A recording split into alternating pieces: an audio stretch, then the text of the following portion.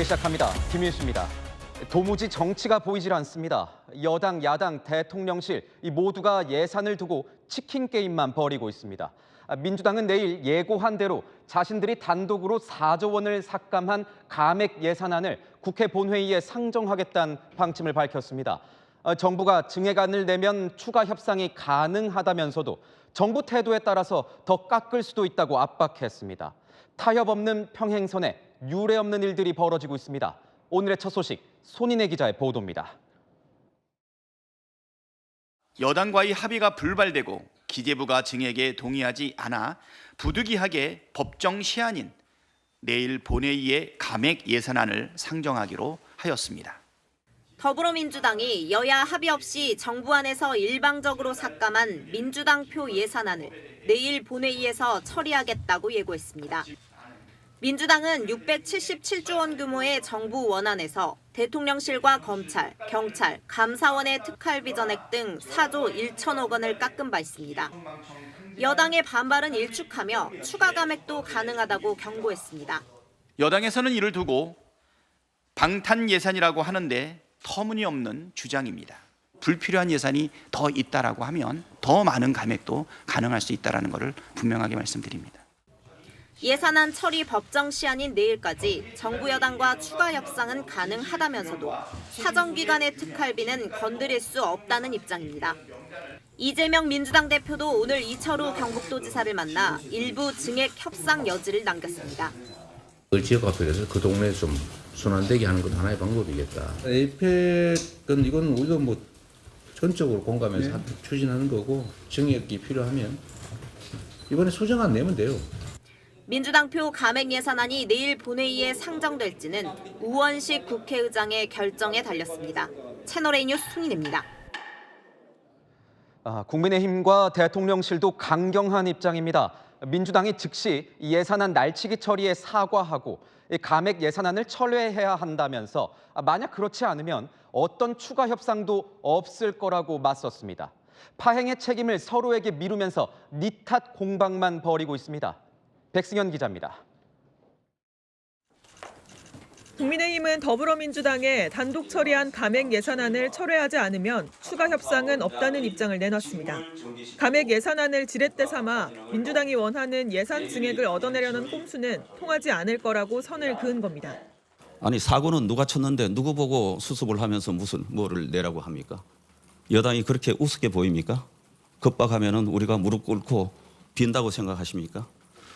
예산을 늘리는 증액은 기획재정부의 동의가 있어야만 가능한 만큼 민주당 내 지역사업 예산 증액을 원하는 의원들을 겨냥한 발언도 내놨습니다. 민주당 내에도 답답한 분이 많을 겁니다. 정책 사업으로 주장해온 것들이 약 16조 원 이상의 증액 요구했습니다. 닥쳤던 게 지붕 본다 하는 형식으로 지금 아마 난감해하는 분도 꽤 있으실 겁니다. 대통령실도 가세해 야당이 깎은 검경 특활비로 범죄 수사가 위축되고 예비비 삭감으로 재난재해 대응에 지장이 있다고 날을 세웠습니다. 문제가 생기면 모두 민주당 책임이라고 했습니다.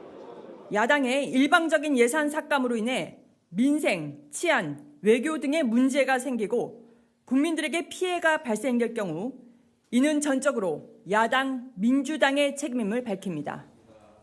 추 원내대표는 협상 들러리를 서지 않겠다며 국회의장의 중재 만찬도 거절한 상황. 정부 여당도 야당의 압박에 밀리지 않겠다는 입장으로 여야 긴장이 최고조에 달하고 있습니다. 채널A 뉴스 백승현입니다.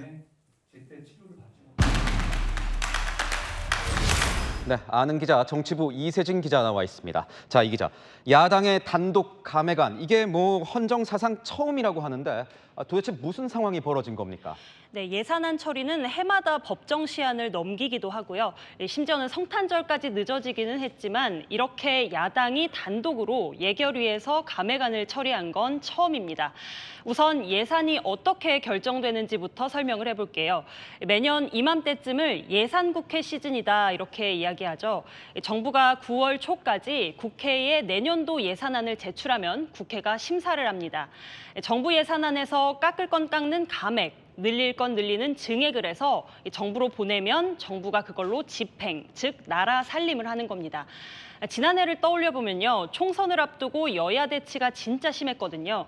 정부 예산안에서 4조 2천억 원을 깎고 3조 9천억 원을 늘려서 결국에는 3천억 원 깎인 예산안을 여야가 협의해서 정부로 보냈었습니다.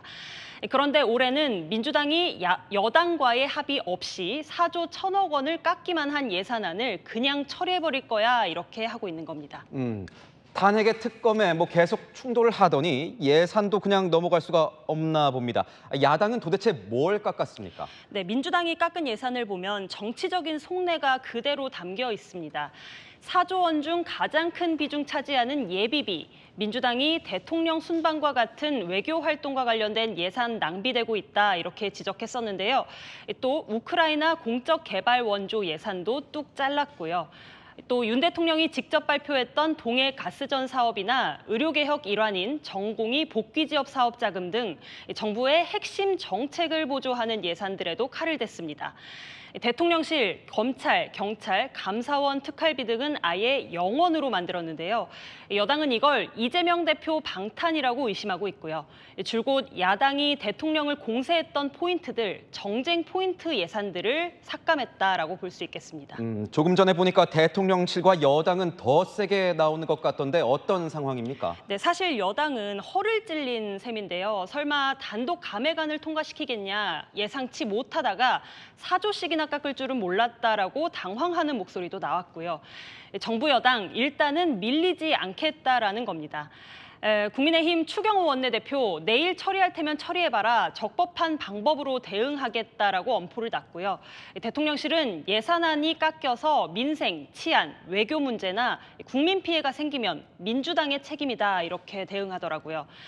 야당의 예산 증액 꼼수를 받아주지 않겠다라는 취지지만 지금은 정치적인 해법을 찾기보다는 이 야당의 책임을 떠넘기는 벼랑 끝 전술만 쓰고 있는 게 아니냐라는 비판도 나옵니다. 국민 혈세인 예산을 두고 야당은 정부 손발 묶겠다. 여당은 그럼 한번 해봐라. 우린 증액 협상 안 하겠다. 이렇게 치킨 게임 할 건 아니라는 거죠. 가장 궁금한 건 아마 이걸 겁니다. 만약에 그대로 감액안이 그대로 처리가 된다면 이후에는 어떤 상황이 생기게 되는 겁니까? 네, 여야는 전혀 다르게 이야기하는데요. 검경 특활비 삭감을 놓고 민주당은 수사 못한다는 거는 새빨간 거짓말이다. 또 국민의힘은 그럼 법원 특활비는 왜 안 깎냐, 이재명 방탄하는 거냐 이렇게 맞서고 있고요. 예비비에 대해서도요. 야당은 과다 책정된 예비비를 현실화해야 한다라고 하는 반면 여당은 재해 재난 대응 예산이 1조 원이나 깎였다라고 강조합니다. 민주당은 강행 처리도 불사하겠다 이런 입장인데 협상의 여지는 전혀 없는 겁니까? 네, 변수는 있습니다. 내일 본회의에요. 민주당 단독 예산안이 상정되느냐는 우원식 국회의장의 결단을 지켜봐야 하고요. 여야 합의하고와 이렇게 돌려보낼 수가 있거든요. 여당은 민주당 내부에 반발을 놀리고 있습니다. 삭감만 하느라 지역구 의원들이 중요하게 생각하는 지역 예산 증액이 대거 빠져서 동요가 있을 수도 있다는 거죠. 대표적인 이재명 표 예산인 지역화폐 예산도 마찬가지고요. 너 죽고 나 죽자 2판 4판 치킨 게임 양상으로 오늘 충돌했지만요. 내일 여야의 논의 사항은 더 지켜봐야 될 것 같습니다. 네, 지금까지 아는 기자였습니다. 민주당이 가상자산, 이 코인 과세를 2년간 유예하자는 정부 여당의 방침에 동의한다고 밝혔습니다. 800만 명에 이르는 코인 투자자들의 반발 여론을 받아들이면서 한 발 물러선 겁니다. 이렇게 민주당이 선회하자 한동훈 대표는 국민을 이겨먹는 정치는 없다고 했습니다. 임종민 기자가 취재했습니다. 지난달 금투세 폐지에 동의하며 한 발 물러났던 민주당. 오늘은 가상자산 과세를 2년 더 유예하자는 정부 여당 의견에 동의했습니다. 깊은 논의 끝에 추가적인 제도 정비가 필요한 때다라고 생각을 해서 가상자산 과세에 대한 2년간의 유예에 대해서 동의하기로 했습니다. 일부 반대 의견에도 지도부는 전원 동의한 것으로 전해졌습니다. 청년층을 중심으로 반대 여론이 커지자 지지층 이탈을 우려하는 민주당으로선 한 발 물러설 수밖에 없었다는 분석입니다. 이로써 250만 원 이상 가상자산 소득에 대해 최대 22%를 과세하기로 했던 방안은 2027년으로 도입이 2년 유예될 전망입니다. 이번이 세 번째입니다. 가상자산에 투자한 청년들은 일단 한숨 돌렸지만 불안감을 해소하긴 어렵다는 반응입니다. 사실 긍정적이라고 말씀드리기도 어려운 게 기존에 없었던 거를 그대로 없게 가겠다라는 말인데 실질적으로 다가오는 부분은 느끼기 어렵습니다. 한동훈 국민의힘 대표는 과세 유예에 동의한 민주당의 결정에 청년 위해 좋은 일이라면서 국민 이겨먹는 정치는 없다고 강조했습니다. 채널A 뉴스 임종민입니다. 민주당과 검찰의 법정 싸움이 2라운드에 접어들었습니다. 앞서 검찰이 이재명 대표 위증교사 1심 무죄 판결에 모순이 있다면서 항소하자 민주당은 검찰을 향해서 허구가 가득한 억지 항소라고 맞받아쳤습니다. 유지은 기자가 전합니다. 이재명 대표의 위증교사 혐의 1심 무죄 판결에 불복해 지난주 항소장을 제출한 검찰. 항소장에 판결문 자체에 모순이 있다고 정면 비판했습니다. 판결이 비상식적, 편파적이라는 표현도 담긴 걸로 전해졌습니다. 이재명 대표의 전화를 받은 전 성남시장 비서의 위증 혐의는 인정하고도 이 대표의 위증교사 고의성은 인정하지 않은 1심 판단을 반박하는 게 주요 내용입니다. 그때 당시에 KBS 측하고 성남시 측하고 그런 식의 협의나 논의가 많았다. 여러 차례 있었다라는 것 정도를 누군가가 얘기를 해주면 도움이 될 것 같아요. 민주당은 항소 이후에 허구가 가득하다며 검찰을 비판했습니다. 국민은 검찰의 항소를 납득하기 어려울 것입니다. 검찰의 항소 이유가 허구로 가득하기 때문입니다.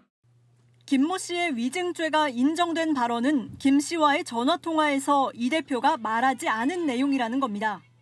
2심 재판이 시작도 하기 전에 양측이 신경전을 벌이면서 항소심에서는 한층 더 치열한 법정 공방이 예상됩니다. 채널A 뉴스 유주은입니다. 민주당은 내일 국회 본회의에서 최재해 감사원장과 함께 이창수 서울지검장과 다른 검사들에 대한 탄핵소추안을 보고할 예정입니다. 탄핵안이 통과되면 검사들의 직무가 정지되는데 검찰은 이 효력을 일시적으로 멈춰달라는 이 가처분 신청을 헌법재판소에 내는 방안까지 검토 중입니다. 공태현 기자입니다. 내일 국회 본회의 보고가 예정된 검사 탄핵소추안. 본회의 보고 후 72시간 내 표결이 원칙이라 오는 4일 표결이 예상됩니다. 탄핵소추안이 국회를 통과하는 것과 동시에 이창수 지검장은 직무가 정지됩니다. 탄핵 대상인 조상원 4차장 검사도 마찬가지입니다. 이들 검사들이 직무정지 효력을 멈춰달라고 헌법재판소에 가처분 신청을 하는 방안을 검토 중인 걸로 파악됐습니다. 가처분은 직무정지를 당한 검사가 신청할 수 있는데 헌재에 접수되면 공무원 탄핵 관련 역대 1호 직무정지 효력정지 신청이 됩니다. 법조계에선 헌재에서 가처분이 인용될 가능성이 높지 않다고 보고 있지만 검사들은 검사 탄핵안 가결이 중앙지검 수뇌부의 직무정지 자체가 목적이라고 주장할 걸로 전망됩니다. 야당은 탄핵 강행한다는데 혹시 추가로 검토 대응하신 거 있습니까? 앞서 대검찰청도 다수당의 정치적 목적을 위해 남용돼서는 안 된다며 검사 탄핵에 공식 반대했습니다. 내일 탄핵안 국회 보고를 계기로 검사들의 반발이 전국 검찰청으로 확산될 거란 관측도 나옵니다. 채널A 뉴스 공태현입니다. 방송통신위원회 회의실 리모델링 공사가 최근 끝났습니다. 지난 8월 민주당 의원들이 현장 검증을 나온 이후 시작된 공사였습니다. 채널A가 완공된 회의실 사진을 입수했습니다. 칸막이에 더해서 심판정이란 문패까지 달렸는데 민주당에선 당장 비판의 목소리가 나왔습니다. 이상원 기자의 단독 보도입니다. 앉아계세요. 자극하는 거에 할 필요 없습니다. 이 청사의 기본적인 관리권은 저한테 있습니다. 현재는. 그래서 드리는 말씀입니다. 지난 8월 더불어민주당 과방위원들이 찾았던 방송통신위원회 대회의실이 리모델링된 것으로 알려졌습니다. 회의장과 방청석 간 칸막이가 생겼습니다. 대회의실 문에는 방통위 심판정 명패가 붙었고 상임위원과 일반인 간 출입문이 분리됐습니다. 지난 8월 민주당 방문 뒤 김 직무대행의 리모델링 지시에 따른 것입니다. 계약서에 따르면 방통위는 지난달 11월 내부 공사에 약 1,000만 원을 들였습니다. 민주당은 판사 출신인 김 직무대행이 회의실을 재판정으로 만들어 놓았다고 비판했습니다. 김태규 직무대행은 마치 방통위 회의실을 재판정처럼 꾸몄습니다. 근데 방통위는 사법부가 아닙니다. 취재도 자유로워야 하기 때문에 회의장 형태가 맞는 거죠. 방통위는 즉각 반박했습니다. 방통위 관계자는 방통위는 심의 의결하는 곳이라 심판정이 정확한 용어라면서 내부 방호원이 없어 공간을 분리했을 뿐이라고 설명했습니다. 채널A 뉴스 이상원입니다. 오늘 아침 서울 지하철 1호선에서 열차와 승용차가 충돌하는 아찔한 사고가 발생했습니다. 승용차가 열차 선로 옆 이 담벼락을 뚫고 돌진한 겁니다. 권경문 기자가 취재했습니다. 새벽 시간 하얀색 SUV가 담벼락을 향해 정면으로 돌진합니다. 그대로 담장을 뚫고 담장 너머 전철 선로를 향합니다. 잠시 뒤 오른쪽에서 전동차가 다가오자 선로에 있던 사람들이 급히 몸을 피합니다. 전철은 선로에 있는 차량과 충돌한 뒤 그대로 밀고 나가다 멈춰섭니다. 전철에 탔던 승객들도 놀라 창문 밖 상황을 살핍니다. 퍽 소리가 나길래 차는 완전 본네트 앞면을 봤는데 찌그러져 있었고, 차량이 뚫고 지나간 담벼락은 천막으로 가려 임시로 막아놨는데요. 주위에는 사고 차량에서 떨어져 나온 잔해가 널려 있습니다. SUV 운전자와 동승자는 전동차와 충돌하기 전 빠져나와 가벼운 부상만 입었습니다. 전동차 승객 300여 명도 다친 사람은 없는 걸로 파악됐습니다. 전철 승객들은 사고 50여 분 후에야 전동차가 금천구청역으로 후진해 내릴 수 있었습니다. 사고 여파로 오전 시간 1호선 하행전철이 최대 40분까지 지연됐고 새마을호 등 열차 운행에도 차질을 빚었습니다. 사고 차량 운전자는 급발진을 주장한 걸로 전해졌습니다.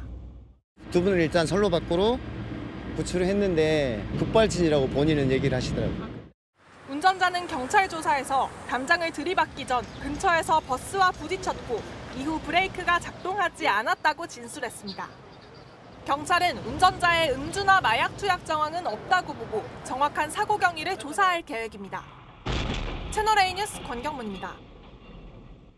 인천 앞바다를 지나던 LPG 운반선에 무단으로 승선한 외국인 국제 활동가들이 검거됐습니다. 플라스틱 생산 감축을 요구하면서 선체에 페인트로 글씨를 쓰고 12시간 넘게 선상 시위를 벌였습니다. 이혜주 기자입니다. 영문으로 그린피스라고 적힌 보트가 정박 중인 액화 석유가스 운반선으로 다가갑니다. 노란 옷을 입은 그린피스 활동가들이 보트에서 LPG 운반선으로 차례로 올라탑니다. 잠시 뒤 운반선에 세워져 있는 12m 높이의 기둥 구조물 위로 올라갑니다. 서해 인천 옹진군 인근 해상에 있는 파나마 선적 LPG 운반선에서 영국, 독일 등 4개 국적의 활동가들이 플라스틱 생산 감소를 요구하며 시위를 벌인 건 어제 오전 10시 40분쯤. This is where the plastic crisis begins. With toxic chemicals and fossil fuels on their way to becoming future plastic waste. 지난달 25일부터 부산에서 열린 국제 플라스틱 협약을 위한 정부 간 협상 타결을 요구하며 압박에 나선 겁니다. 이들이 선상 시위를 벌이는 동안 다른 활동가들은 LPG 운반선에 플라스틱을 죽이라며 글씨를 쓰기도 했습니다.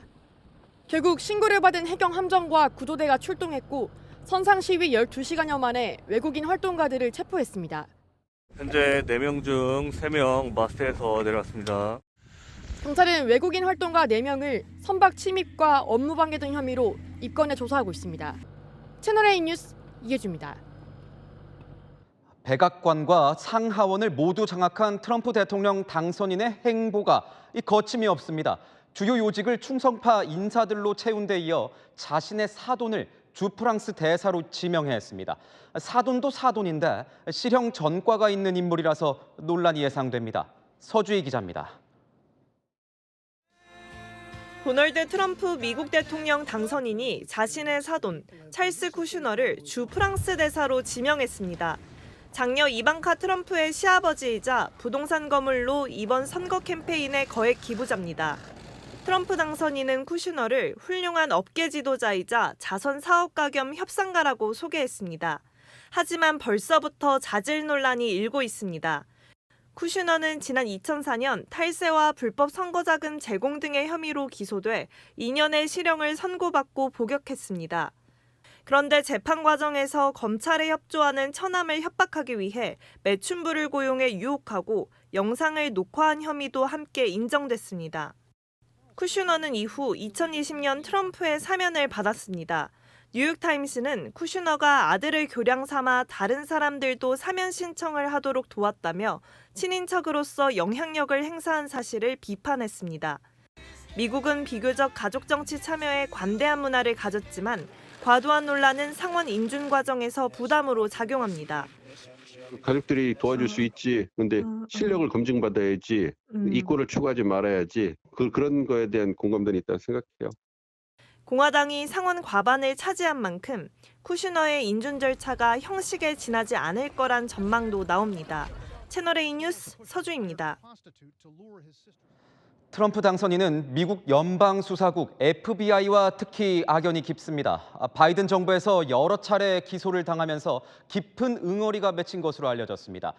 그래서인지 차기 FBI 국장 자리에 FBI에 대한 보복을 공언했던 이 충성파 인물을 지명했습니다. 최수연 기자입니다. 도널드 트럼프 미국 대통령 당선인이 연방수사국 FBI 수장으로 40대 충성파 캐시 파텔을 지명했습니다. 트럼프 당선인은 현지 시각 어제 파텔의 지명 소식을 알리며 FBI는 범죄를 종식시키고 이민범죄 조직을 해체하게 될 것이라고 밝혔습니다. 파텔은 트럼프 일기 행정부 국방장관 비서실장 출신으로 지난 대선 기간 트럼프를 기소한 이들에 대한 정치적 보복을 주장했습니다. After 6 weeks of trial, we finally have a crime. We also have a victim. That victim is Donald J. Trump. 파텔이 지명되면서 FBI의 대대적 개혁은 불가피하다는 분석이 나옵니다. 월스트리트 저널은 최근 대통령의 FBI 감시 권한을 강화하는 FBI 개혁 방안이 트럼프에게 보고됐다고 보도했습니다. FBI는 트럼프와 측근을 겨냥한 수사를 벌여왔고 특히 2022년에는 마러라고 자택을 압수수색해 트럼프가 강력히 반발했습니다. 앞서 트럼프는 차기 법무부 장관에도 충성파로 분류되는 팸 본디 전 플로리다주 법무장관을 지명하며 사법부 장악을 예고했습니다.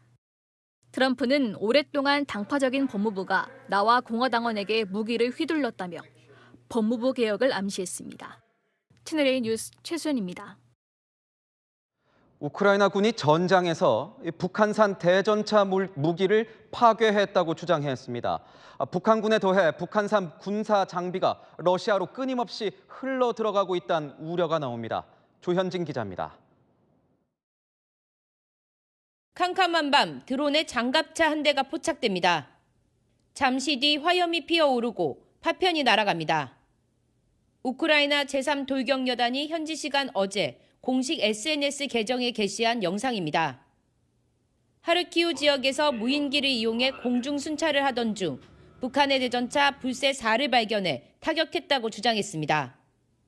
불세-4는 전차와 장갑차를 파괴하는 대전차 미사일로 영상 속 장갑차 안에 탑재된 걸로 추정됩니다.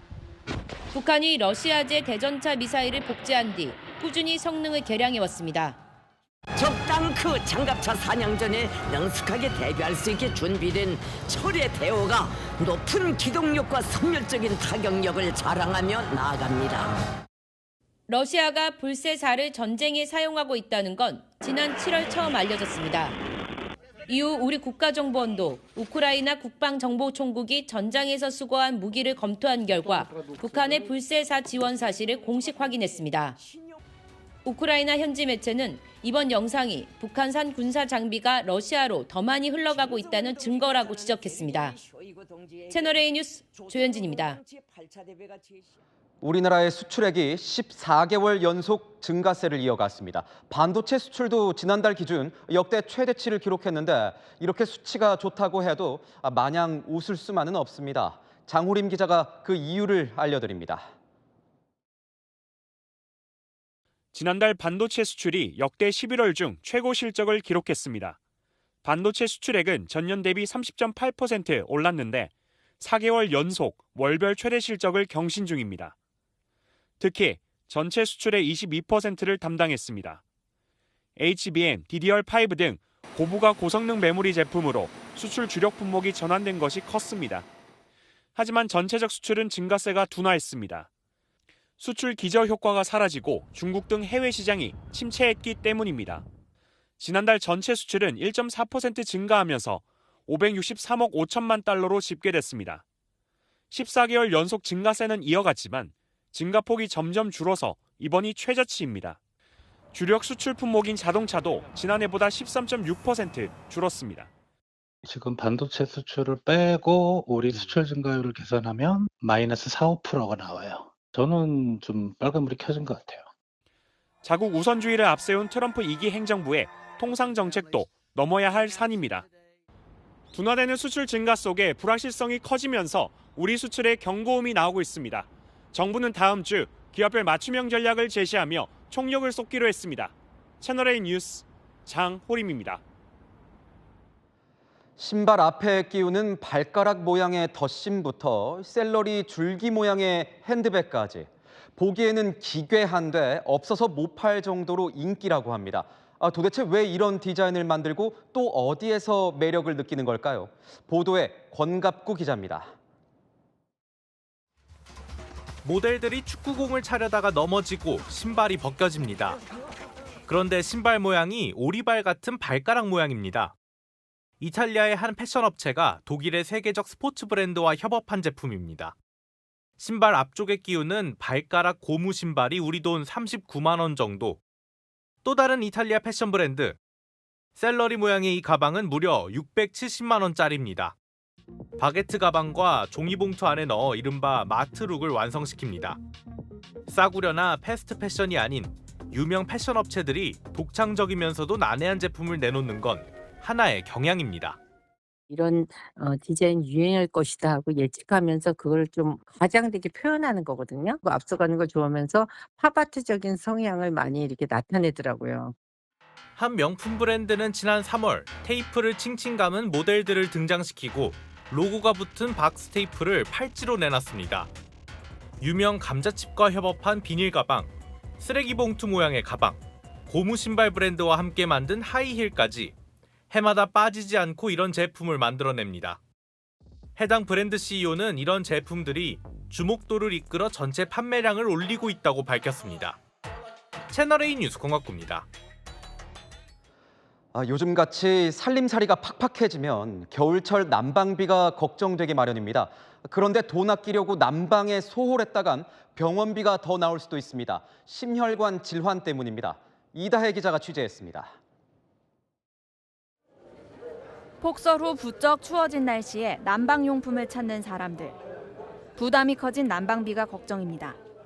많이 올랐으니까 아무래도 월동용비를 뭐 이런 뽁뽁이도 붙이고 그렇게 해야 될 거 아니에요.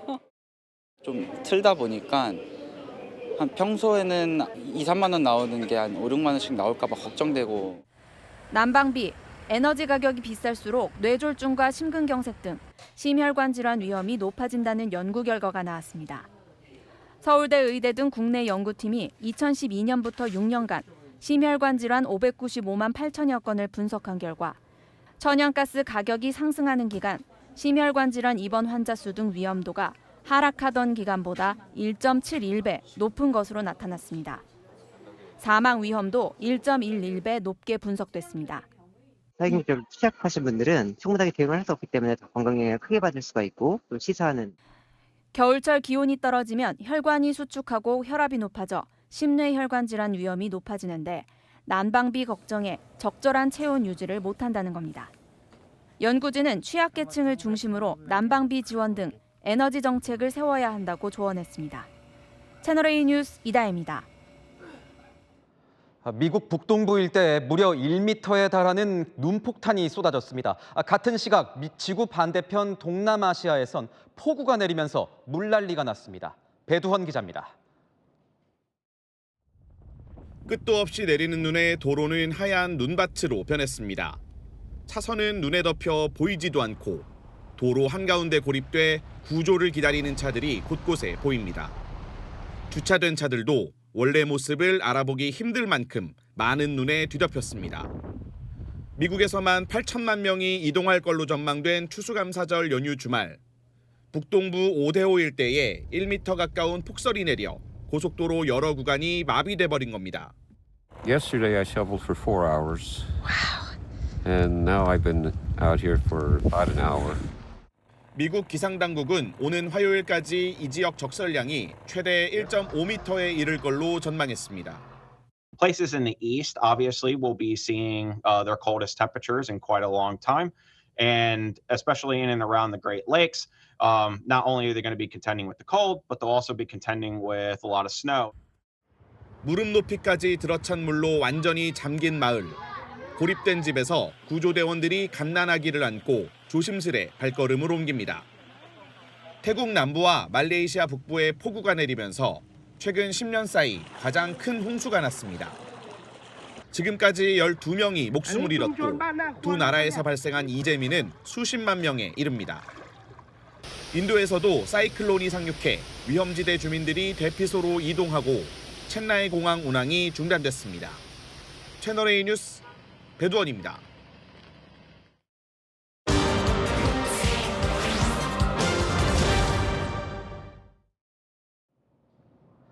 남자, 여자 구분 없이 모두가 함께 사용하는 화장실이 있습니다. 성소수자를 보호하기 위해 만들어진 성중립 화장실이라고 해서 전 세계 곳곳에 설치되고 있는데 논란이 적지 않습니다. 세계를 보다 김용성 기자입니다. 국제공항의 화장실.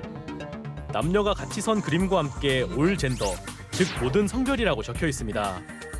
내부에선 남녀가 세면대를 함께 쓰고 화장실 칸은 천장까지 이어진 문으로 완전히 폐쇄돼 있습니다.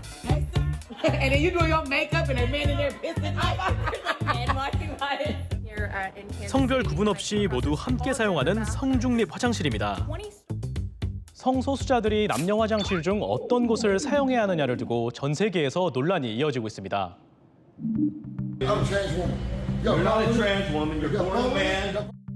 일부 시민들이 트랜스젠더 등 성소수자의 성별을 문제 삼아 화장실 사용을 막거나 급기야 총격으로 이어지는 경우까지 생기면서 성중립 화장실 추가 설치가 대안으로 떠오른 겁니다. 전 세계 국제공항 최소 10곳 이상이 성중립 화장실을 설치한 것으로 알려졌습니다.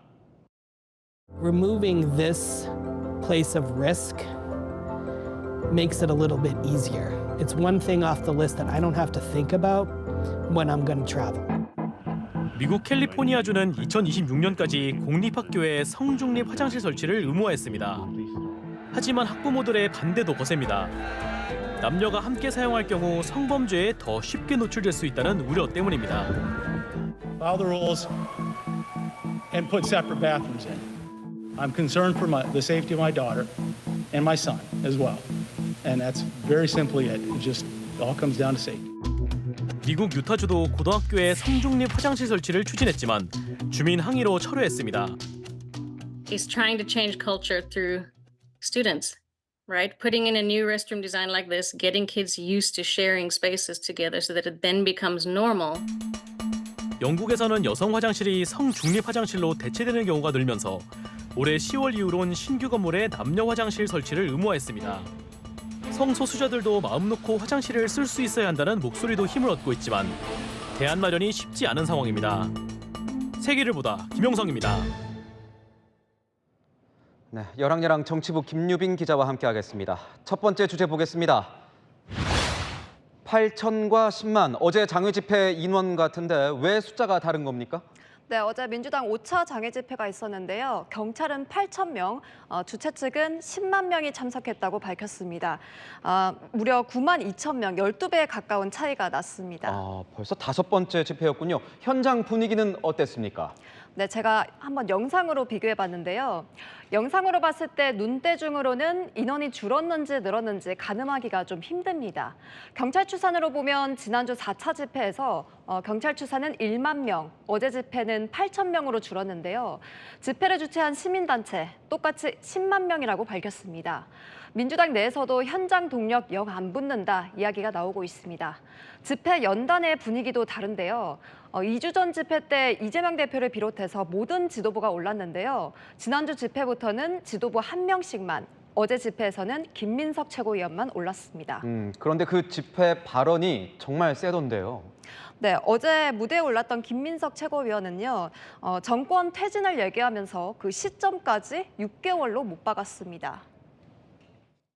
나 감옥 가나요? 그 쉬운 걸 왜 묻습니까? 김건희 감옥 가지요! 50일 후 트럼프 취임 전에 판을 바꿉시다. 6개월 안에 승부를 냅시다!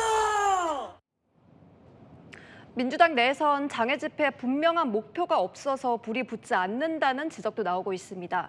민주당이라는 심지가 물에 젖어 있어서 여론이라는 불꽃이 타오르질 않는다고요. 네, 두 번째 주제 보겠습니다. 이재명 대표가 보이는데 뭐가 싫다고 했습니까? 네, 이재명 대표가 위증교사 1심에서 무죄를 선고받은 뒤에 특히 많이 따라붙는 단어인데요. 바로 불사조입니다. 정작 이 대표는 이 단어가 싫다고 했습니다. 왜일까요?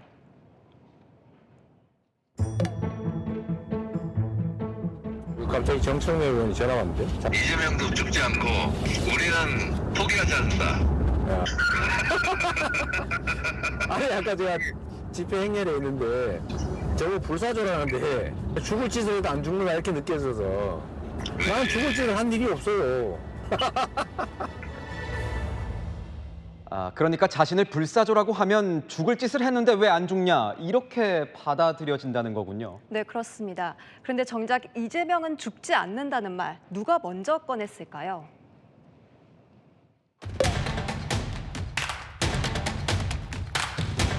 이재명은 죽지 않는다.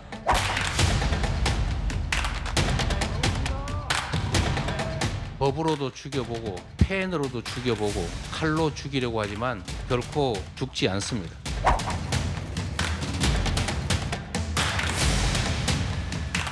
저희 주민들이나 국민이 얘기하더라고요. 불사조다. 사실상 본인이 제일 먼저 말했다 뭐 이렇게 볼 수도 있는 거 아닙니까? 네, 그렇습니다. 이재명은 죽지 않는다, 불사조라는 말. 이재명 대표 스스로도 친명계 의원들도 참 많이 해왔던 말이죠. 자신은 억울하다 다시 한번 강조하기 위해서 선긋기를 한 것으로 보입니다. 다음 주제 보겠습니다. 대통령과 어떤 관계? 심평 변호사와 윤석열 대통령 관계를 말하는 겁니까? 네, 그렇습니다. 그제 심평 변호사가 한동훈 대표를 향해서 사퇴를 촉구했잖아요. 친한계 반격이 시작된 겁니다. 친한계 신지호 전략기획부총장은 심평 변호사는 늘 대통령을 팔고 다닌다면서 대통령실이 여기에 입장을 밝혀야 한다고 다그쳤습니다. 그동안 심평 변호사가 이 한동훈 대표에 대해선 비판을 세게 하긴 했어요. 네, 얼마 전 한동훈 대표와 이재명 대표를 비교했던 발언이 논란이 되기도 했습니다. 이 대표는 말이죠. 인간적 신의를 배반하자는 지금까지 정치 역정에서 하지는 않았습니다. 그러나 한 대표는 그 점에서 믿음을 주지 못하는 것이 아닌가.